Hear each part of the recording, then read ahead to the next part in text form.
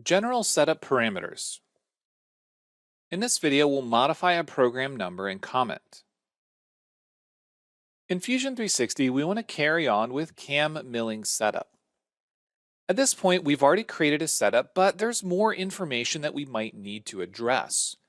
If you need to make any changes to the setup, all you need to do is right-click on Setup 1 inside of our browser and select Edit. From here, we can modify the location of the coordinate system, we can change the stock if needed, and we have a third tab called Post Process.